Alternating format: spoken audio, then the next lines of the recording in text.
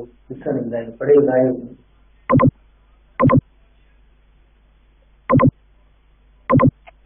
Hypothalamus में जो neuro secretory sales है, आपको बताया कि न्यूरो सिक्रेटरी सेल्स के दो सेट्स है जो हमारे हिस्ट्री बुक के अंदर इनका जिक्र है। 2 सेट्स है। कौन से 2 सेट्स है? एक है पैरावेंट्रिकुलर न्यूक्लियस और सुप्रा ऑप्टिक न्यूक्लियस जो है, बुक में इनकी नेम्स मेंशन नहीं है न्यूरो सिक्रेटरी सेल्स। तो क्या करते हैं, 2 हार्मोन्स को प्रोड्यूस करते हैं। कौन से 2 हार्मोन? एक ऑक्सीटोसिन है और दूसरा हार्मोन है और दूसरा जो ADH हार्मोन है, जो posterior lobe of pituitary gland में आके स्टोर होते हैं और देन वहां से रिलीज होते हैं। पोस्टीरियर लोब में जस्ट ये हार्मोन्स आके स्टोर होते हैं, तो इस वजह से हम कहेंगे they are stored secretion of hypothalamus. Stored secretion of hypothalamus. Hormone इस हाइपोथैलेमस में प्रोड्यूस हुए, जस्ट इसके अंदर स्टोर हुए और देन जब जरूरत पड़ेगी तो देन यहाँ से रिलीज होगी ब्लड स्ट्रीम में, इंटर होगी जाके टारगेट आर्गन जो भी होगा उससे आके इसका एक्शन होगा। तो किसी भी बुक के अंदर जैसे आप आएंगे तो कि pituitary gland contains ending of 2 type of neuro secretory cells. 2 type कौन से? बुक में कोई मेंशन वगैरह नहीं। जैसे एक पैरावेंट्रिकुलर न्यूक्लियस और सुप्रा ऑप्टिक न्यूक्लियस होते हैं, उनकी जो नर्व जो न्यूरो सिक्रेटरी सेल्स है उनकी एंडिंग या तो posterior lobe of pituitary gland में आती है। और जो गाय है उनका पहला पार्ट वो कहाँ भी मौजूद है? उनका पहला पार्ट हाइपोथैलेमस के अंदर मौजूद है। तो हम यही कहेंगे कि ओरिजिनल ये hormones they are produced by hypothalamus, पर ये आगे स्टोर हुए, स्टोर सिक्रीशन ऑफ हाइपोथैलेमस आके posterior lobe of pituitary gland के अंदर स्टोर होते हैं। जैसे 2 हार्मोन है, एक ADH एंटी डाययूरेटिक हार्मोन और दूसरा हार्मोन है जिसे कहेंगे ऑक्सीटोसिन हार्मोन। तो इस इलस्ट्रेशन में देखते हैं कि ये जो न्यूरो सिक्रेटरी सेल्स है, न्यूरो सिक्रेटरी सेल्स है, इनकी सेल बॉडीज जो होती है इनमें जैसे ये हार्मोन प्रोड्यूस होते हैं, ये हार्मोन प्रोड्यूस होते हैं, आखिर में जाके टर्मिनेट या एंड करते हैं वो posterior lobe of pituitary gland के अंदर आके ये स्टोर होते हैं। फिर जब जरूरत पड़ती है तो देन यहाँ से रिलीज होंगे, डायरेक्टली ब्लड स्ट्रीम में एंटर होंगे। कौन से हार्मोन है? 2 हार्मोन है, जैसे एक ऑक्सीटोसिन है और दूसरा ADH है, जैसे वेसोप्रेसिन भी कहते हैं। तो ओरिजिनली ये हार्मोन कहाँ प्रोड्यूस हुए? ये हार्मोन प्रोड्यूस हुए न्यूरो सिक्रेटरी सेल्स के अंदर। न्यूरो सिक्रेटरी सेल के 2 सेट है जो हम बार बार पढ़ चुके हैं। उनकी जो नर्व एंडिंग है आखिर में आके इधर posterior lobe of pituitary gland होगा, उसके अंदर आके इनकी स्टोरेज होगी। जरूरत के वक्त पे देन जो यहाँ से हार्मोन रिलीज होगी, जब भी जरूरी होगी बॉडी के अंदर एक कंडीशन डेवलप होगी उस हार्मोन की जरूरत होगी तो ये रिलीज होगा, अदरवाइज ये स्टोर्ड ही रहते हैं। तो हम इन हार्मोन्स के फंक्शन को नोट करते हैं। सबसे पहले anti diuretic hormone chemical nature के साथ साथ आप नोट करेंगे, दोनों की केमिकल नेचर जो है peptide in nature, both are peptide. ADH and oxytocin both are peptide in nature. Anti diuretic hormone is also called vasopressin, इसे वेसोप्रेसन भी कहते हैं। Anti diuretic hormone is also called vasopressin. Word meaning anti diuretic hormone की क्या है? जैसे हमारी history की बुक में मेंशन है कि हार्मोन दैट प्रिवेंट्स यूरिनेशन, इसका मतलब ये नहीं है कि यूरिनेशन स्टॉप हो जाएगी। आप किडनी के नेफ्रॉन सेक्शन का आखिरी जो पार्ट है उसको अगर आप रिकॉल करेंगे, बिकॉज इस बार तो हमने नहीं पढ़ा है। जैसे ये आखिरी सेक्शन है कलेक्टिंग डस्ट, लास्ट का जो सेक्शन है कलेक्टिंग डस्ट, और कलेक्टिंग डस्ट के अंदर यूरिन आके जमा हो जाता है। इधर जो है यूरिन बन चुका होता है, इधर जो यूरिन जो है आके बन जाता है। देन जो यूरिन की यहाँ से रिमूवल होगी, पर होता क्या है यूरिन के अंदर मेजर पोर्शन 90% से भी ज्यादा जो है वाटर होता है। कि वाटर क्यों गायब है? हम नहीं चाहते हैं कि हमारी बॉडी का वाटर गायब हो जाए। तो ये जो वाटर होता है इसको वापस रीएब्जॉर्ब करके बॉडी फ्लूइड्स में लेके आने का काम जो होगा वो एंटी डाययूरेटिक हार्मोन का होगा। यूरिन में से भी वाटर निकाल के बॉडी के अंदर शामिल कर देते हैं। कलेक्टिंग डक्ट के अंदर यूरिन बन चुका होता है और देन वो उधर ADH हार्मोन के इन्फ्लुएंस में, under the influence of ADH hormone, अगर बॉडी को जरूरत होती है वाटर को सेव करने की, वाटर को कंजर्व करने की, वाटर को स्टोर करने की, रिटेन करने की, तो यकीनन एडीएच हार्मोन रिलीज होगा जिसका टारगेट होगा collecting duct of the nephron, और वहां से देन वाटर को रीएब्जॉर्ब करेगा। जाहिर है जब वाटर रीएब्जॉर्ब होगा तो यूरिन का आउटपुट भी कम होगा, और ऐसा यूरिन जो होगा वो कंसंट्रेटेड यूरिन होगा, सच यूरिन जो होगा वो कंसंट्रेटेड यूरिन होगा। एक सिचुएशन हम जो है ऑब्जर्व करते रहते हैं, जैसे सर्दियों की मौसम में यूरिन जो है जैसे इतना ज्यादा प्रोड्यूस होता है एज कम्पेयर टू गर्मियों की मौसम में आप देखेंगे यूरिन बहुत ही कम प्रोड्यूस होता है। गर्मियों की मौसम में हमें वाटर को सेव करने की जरूरत होती है, तो एडीएच ज्यादा रिलीज होगा। एडीएच ज्यादा रिलीज होगा तो अंदर जो डिहाइड्रेशन की कंडीशन है उसको खत्म करना है। डिहाइड्रेशन की कंडीशन कैसे खत्म होगी? जितना ज्यादा वाटर रीअब्जॉर्ब होता जाएगा तो डिहाइड्रेटिंग कंडीशन भी खत्म हो जाएगी। वही से बात, hormone that prevents urination means that help prevent dehydration, dehydration होने से रोकता है। कैसे रोकता है? ADH causes more water to reabsorb from the urine, और यूरिन कौन सी पॉइंट पे जो बन जाता है? Collecting duct of the nephron, वहां से जो वाटर को रीअब्जॉर्ब करेगा and retain in the body, उसको जैसे रीअब्जॉर्ब करके वापस बॉडी फ्लूइड्स के अंदर by increasing the permeability of water of the collecting duct of the nephron. तो यानी इसका टारगेट जो है एडीएच हार्मोन का होता है वो कलेक्टिंग डक्ट होता है, और वहां से जैसे ये वाटर को रीअब्जॉर्ब करने में इसका रोल या किरदार होता है। इलस्ट्रेशन भी एक छोटी सी देख लेते हैं कि किस तरह से जो है ये, जैसे ये नेफ्रॉन का सेक्शन, कलेक्टिंग डक्ट, और कलेक्टिंग डक्ट के अंदर आपको बताया कि एडीएच हार्मोन का टारगेट ये कलेक्टिंग डक्ट होता है, और वहां से जैसे वाटर की रीअब्जॉर्प्शन, यूरिन में से वाटर की रीअब्जॉर्प्शन करवाता है, और बदले में जैसे यहाँ से जो यूरिन जो, ऐसे नहीं कि यूरिनेशन नहीं होगी, यूरिनेशन होगी, कम होगी, बिकॉज वाटर सारा जो तकरीबन जो वापस रीअब्जॉर्ब हो जाता है बॉडी फ्लूइड के अंदर। ये रोल या फंक्शन होता है एडीएच हार्मोन का। ADH hormone prevents dehydration condition, dehydration condition होने नहीं देता है। दूसरा हार्मोन है जो oxytocin hormone, again oxytocin hormone जो है पेप्टाइड इन नेचर होता है, और इसकी दो टारगेट है। हम पहले भी शायद डिस्कस कर चुके हैं कि कुछ ऐसे हार्मोन होते हैं जिनके टारगेट से इससे ज्यादा होते हैं, जिसमें one of the hormone that is oxytocin hormone है जो posterior lobe of pituitary gland के अंदर स्टोर्ड सिक्रीशन के तौर पे मौजूद है। एक्चुअली इस हार्मोन की प्रोडक्शन आपको पता है जो हाइपोफाइसिस के अंदर होती है। तो दो कौन से इसके टारगेट है? एक टारगेट है जैसे यूटेरिन contraction during labour, child birth के दौरान, चाइल्ड बर्थ के दौरान मदर की बॉडी के अंदर यंग वन जो है 9 मंथ तक डेवलप होता है यूटेरस के अंदर। जैसे प्रेगनेंसी पीरियड कंप्लीट होता है तो under the influence of oxytocin hormone, mother की बॉडी में से ऑक्सीटोसिन, प्रेग्नेंट मदर की बॉडी में ऑक्सीटोसिन हार्मोन प्रोड्यूस होगा, जिसकी वजह से यूटेरिन कॉन्ट्रैक्शन होगी, और यूटेरिन कॉन्ट्रैक्शन की वजह से डिलीवरी ऑफ द बेबी होगी।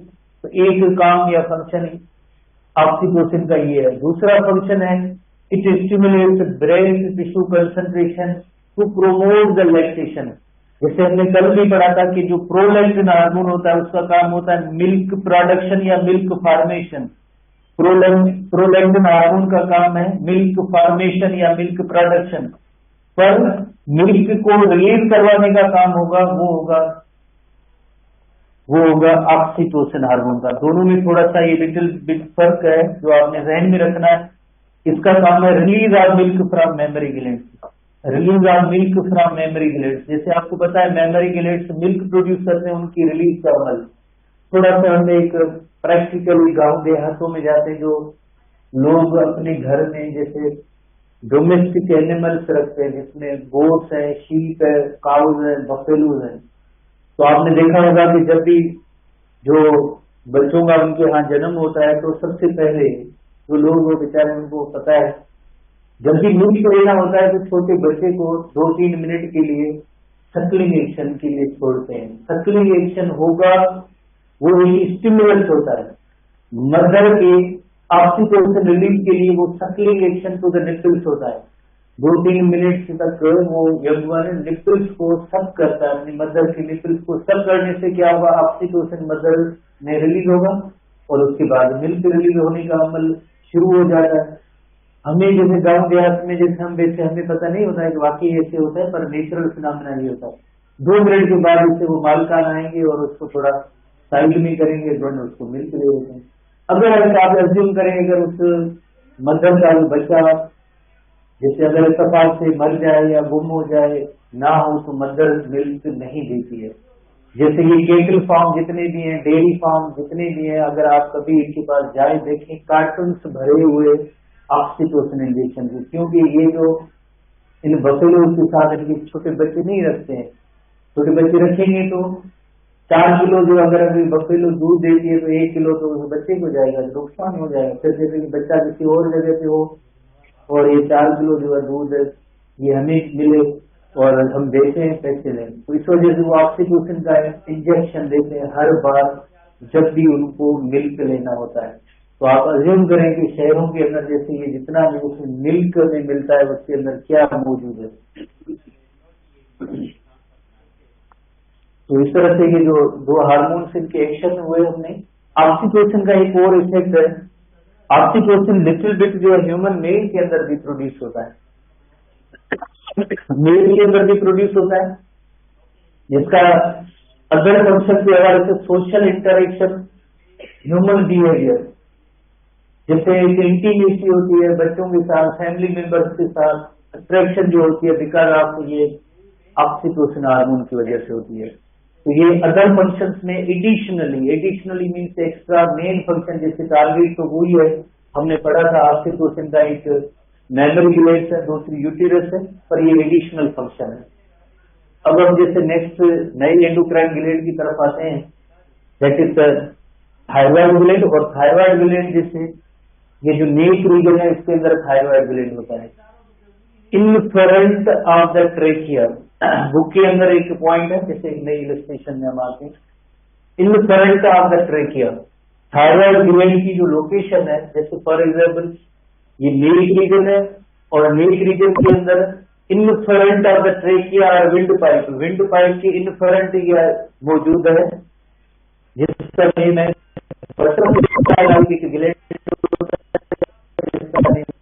Thyroid gland. Thyroid gland neck region के अंदर मौजूद है। उसके ऊपर कार्टिलेज होता है, बगैर कार्टिलेज होता है, अपनी डायरेक्टली ऐसे टच नहीं कर सकते बिकॉज इसके ऊपर कार्टिलेज होता है, थायराइड कार्टिलेज होता है। तो ये थायराइड ग्लैंड होता है, butterfly like inferior of the trachea. और दूसरा पॉइंट कि at the base of the neck, जैसे ये नेक रीजन है इसके बेस में, इधर नेक रीजन है इसके बेस में भी ये थायराइड ग्लैंड मौजूद है। बटरफ्लाई लाइक है जिसकी 2 लूब्स हैं, एक राइट लोब है और दूसरी लेफ्ट लोब है। राइट और लेफ्ट लोब को आपस में कनेक्ट करने का जो पार्ट होता है इसे स्थमस कहते हैं, जो ब्रिज की तरह राइट और लेफ्ट लोब को आपस में कनेक्ट करना। तो लोकेशन आप जहन में रखेंगे in front of the trachea and eight the base of neck thyroid gland. ये फ्रंट पे हमें थायराइड ग्लैंड ऐसे ही नजर आ रहा है, फ्रंट पे, जैसे बिकॉज हर एक जो आर्गन होता है एक फेसिंग पार्ट होता है और उसका एक बैक सरफेस भी होती है। तो थायराइड ग्लैंड का अगर बैक व्यू देखेंगे ना, जैसे ये फ्रंट पे ऐसे नजर आ रहा है, बैक व्यू अगर लेंगे तो बैक साइड पे 4 और ऐसे डॉट्स की सूरत में और भी ग्लैंड है जिन्हें हम कहेंगे पैराथायराइड ग्लैंड। थायराइड ग्लैंड के साथ साथ है, अगर हम थायराइड ग्लैंड ये फ्रंट पे नजर आ रहा है, फ्रंट व्यू, अगर इसका बैक व्यू देखेंगे जैसे एक गाड़ी का फ्रंट व्यू बैक व्यू, तो बैक के साइड पे देखेंगे तो 4 और भी लोब्स होती हैं जिन्हें हम कहते हैं पैराथायराइड ग्लैंड। थायराइड ग्लैंड की एक राइट लोब है, एक लेफ्ट लोब है, इन दोनों को आपस में जो कनेक्ट करता है एक ब्रिज लाइक पार्ट होता है, जैसे स्थमस के जरिए राइट और लेफ्ट लोब आपस में कनेक्टेड होते हैं। ये हुई लोकेशन, ये हुई स्ट्रक्चर कि बाई लोब्ड स्ट्रक्चर है। बाई लोब्ड का मतलब इसमें 2 लोब्स है, बाई लोब्स का मतलब ये 2 है, एक राइट लोब और दूसरी लेफ्ट लोब। राइट और लेफ्ट लोब एक दूसरे के साथ कनेक्टेड होते हैं स्थमस के जरिए। होपफुली आपने इसकी लोकेशन को सीख लिया होगा कि in front of the trachea and the base of neck is the thyroid gland. अब हम आते हैं कि थायराइड ग्लैंड के हार्मोन्स कौन से हैं। थायराइड ग्लैंड के 3 हार्मोन हैं, एक ट्राइआयोडोथायरोनिन, टेट्राआयोडोथायरोनिन, एक कैल्सिटोनिन। ट्राइआयोडोथायरोनिन T3, टेट्राआयोडोथायरोनिन T4, तीसरा एक हार्मोन है जिसे कहेंगे कैल्सिटोनिन। केमिकल नेचर भी साथ में आप नोट करते जाएं। T3, T4 are amine in nature, and calcitonin is a peptide in nature. Amine in nature तो आप स्टूडेंट्स को याद होगा, तुम बता सकते हो छात्रों केड़ो अमाइनो एसिड फैला है,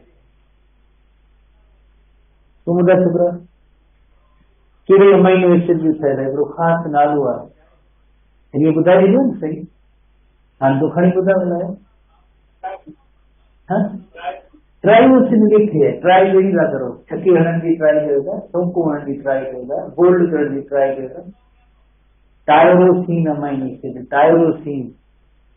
टायरोसिन अमाइनो एसिड के साथ एक रिंग होती है फिनोलिक रिंग, दूसरी रिंग होती है बेंजीन रिंग। बेंजीन रिंग जो है नॉन पोलर इन नेचर होती है, नॉन पोलर इन नेचर होने की वजह से लिपोफिलिक है, हालांकि ये अमाइन इन नेचर है, अमाइन इन नेचर है तो टारगेट सेल के अंदर इंटर नहीं होना चाहिए, पर ये बीइंग लिपोफिलिक जो है ये टारगेट सेल की मेम्ब्रेन को क्रॉस कर सकता है। ठीक है, basically it is amine in nature, T3, T4 amine in nature है, बेसिकली ये अमाइन इन नेचर है। हमने क्लास से 2 बार शायद पढ़ चुके हैं, स्ट्रक्चर भी पढ़ चुके हैं।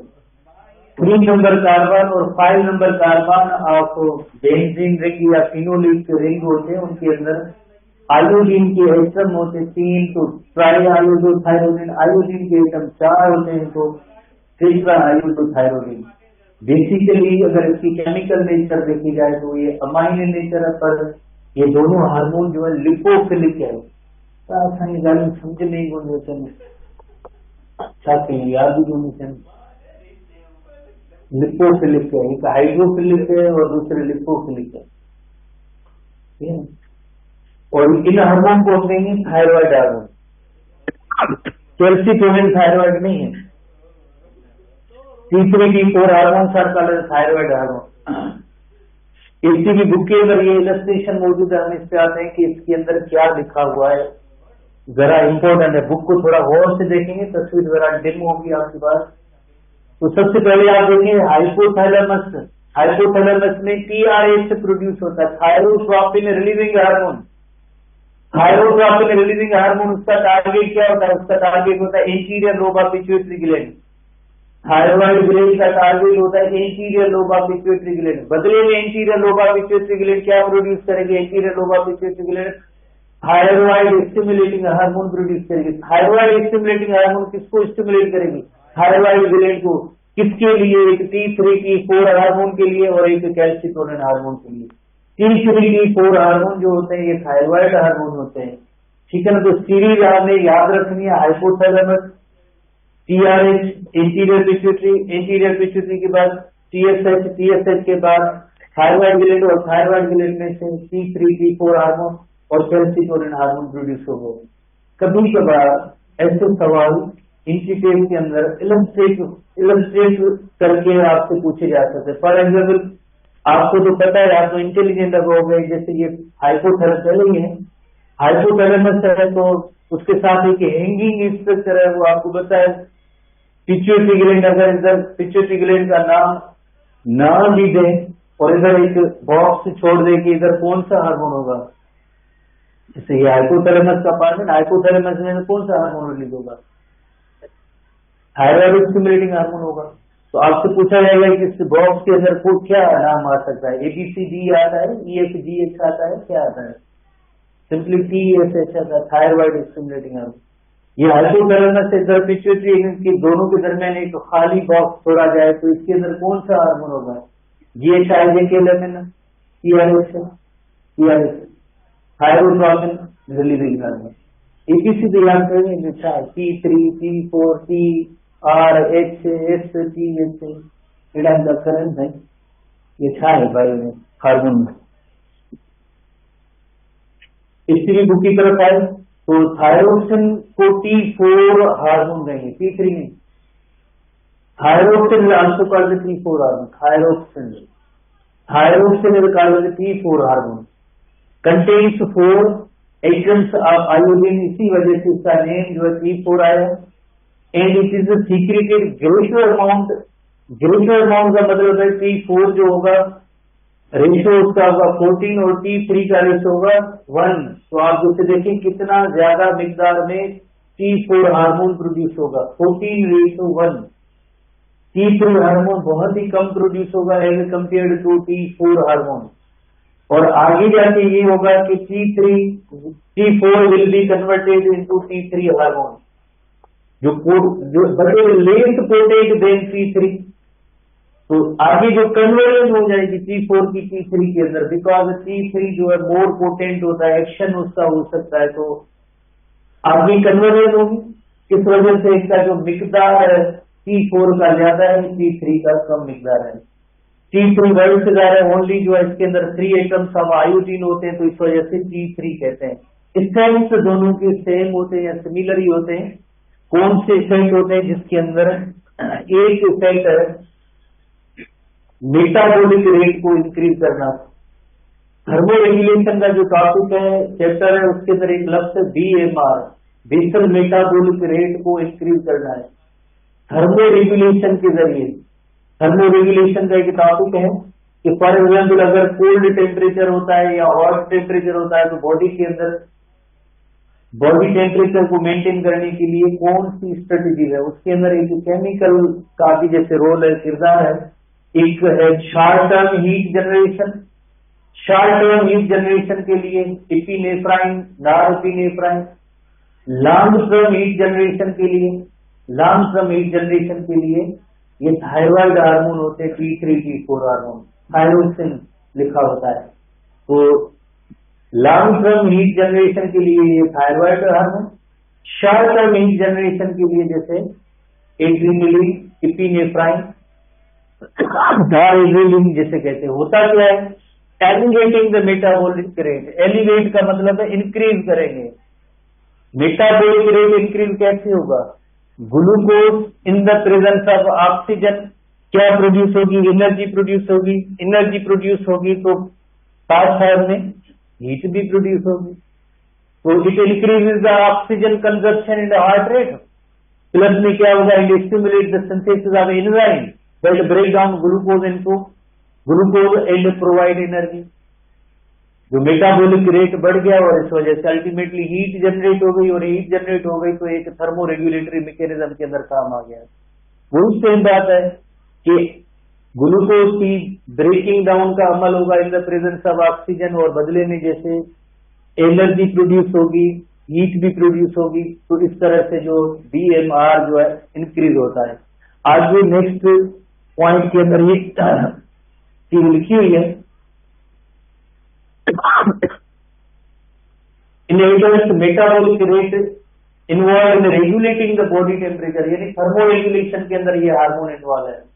Exposure to cold and exposure to cold, for example greatly increase the thyroid hormone. जब भी कोल्ड टेम्परेचर होगा, तो जैसे हम पहले ही पढ़ चुके हैं कि कोल्ड टेम्परेचर होगा तो बॉडी टेम्परेचर रेज या इंक्रीज करने की जरूरत होती है। तो इंक्रीज कैसे होगा?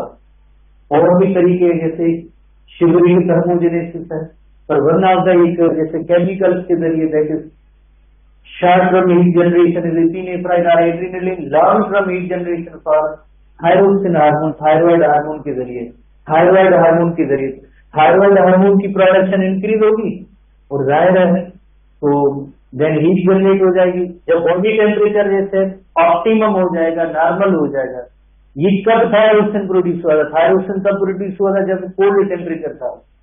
अब थायराइड हार्मोन प्रोड्यूस हुए, उन्होंने क्या किया? हीट को जनरेट किया। टेम्परेचर काफी हो गया तो उसके बाद क्या होना चाहिए? क्या ये कंटिन्यूअसली थायराइड हार्मोन प्रोड्यूस बंद होना चाहिए? थायराइड की मजीद जरूरत नहीं होगी।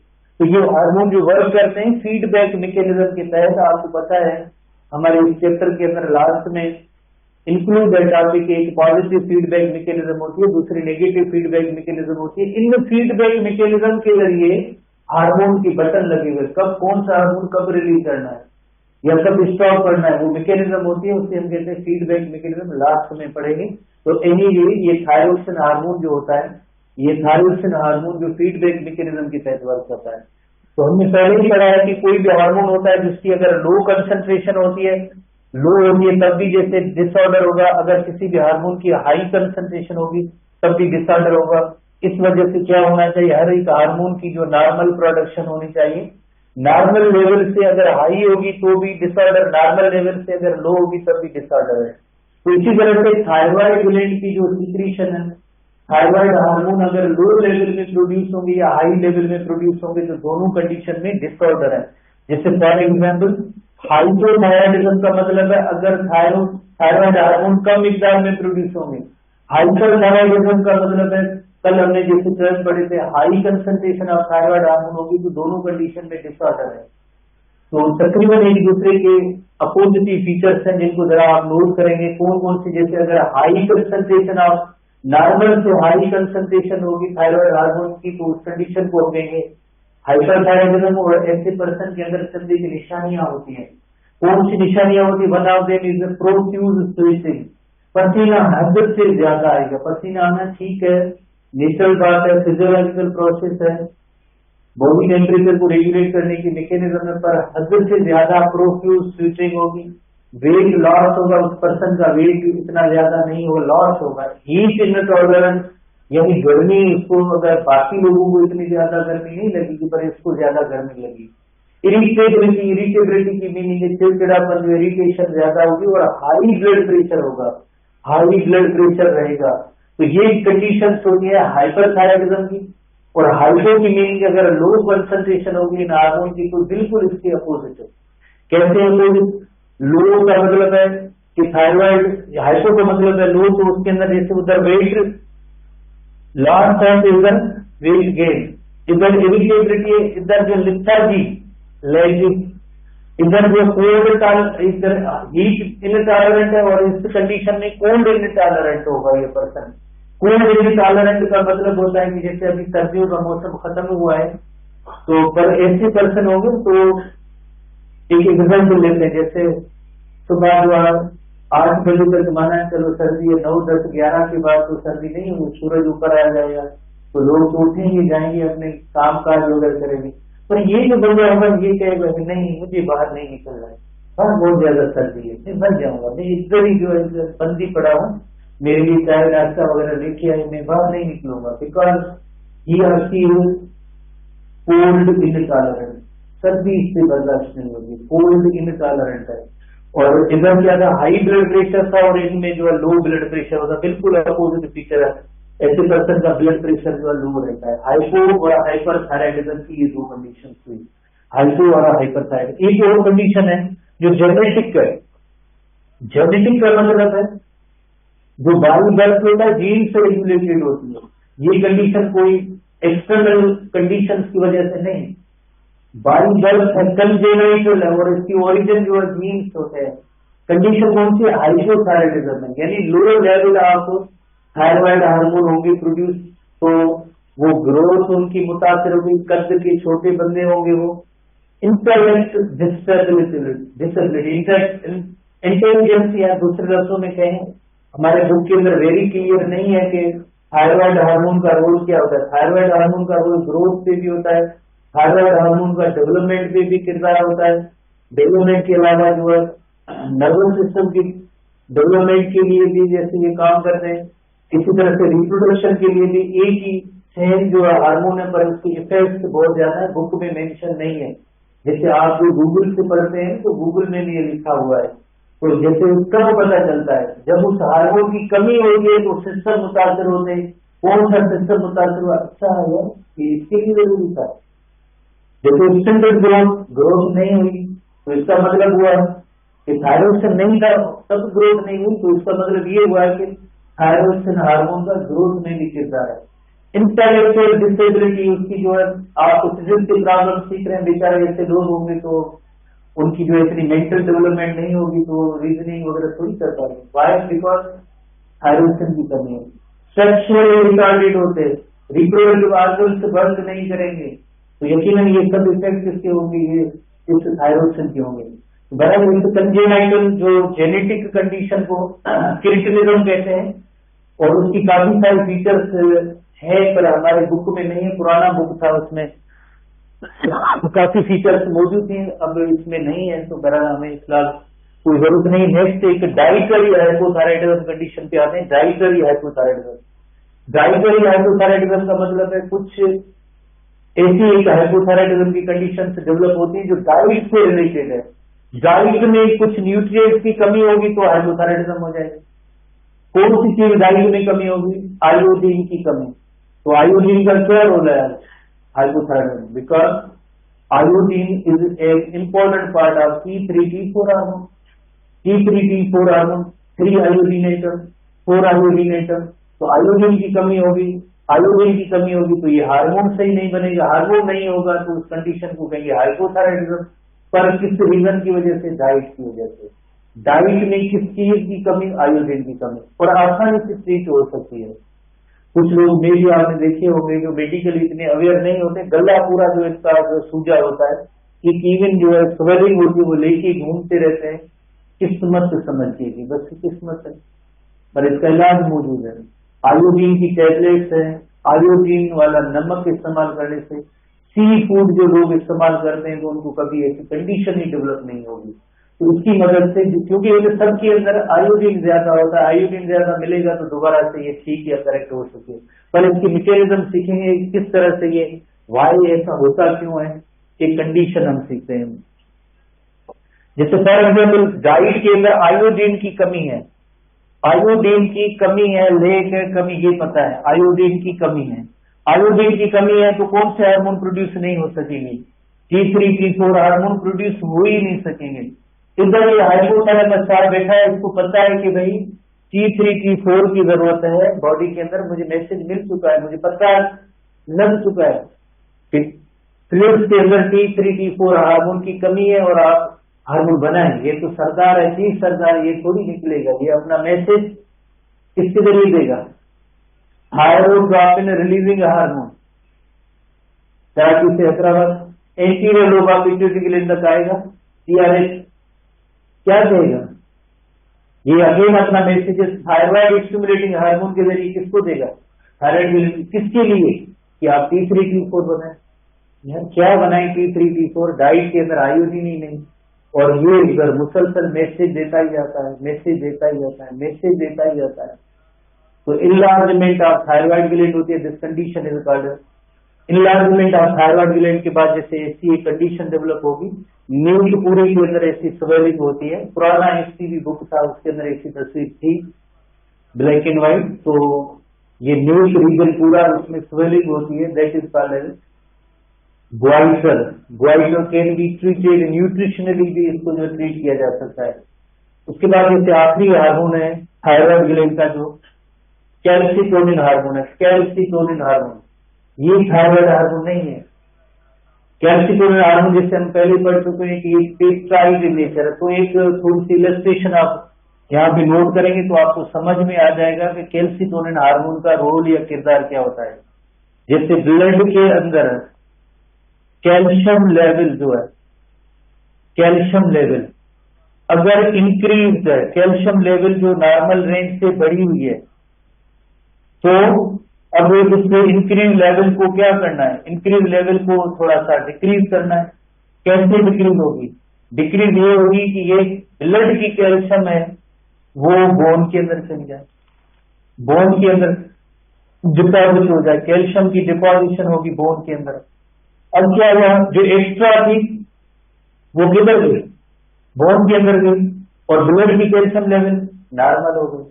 इंक्रीज लेवल को किसने डिक्रीज किया? तो इसके अंदर दो क्वेश्चन सीखेंगे कि what is the stimulus for the release of calcitonin. Calcitonin की रिलीज होने का स्टिमुलस क्या है?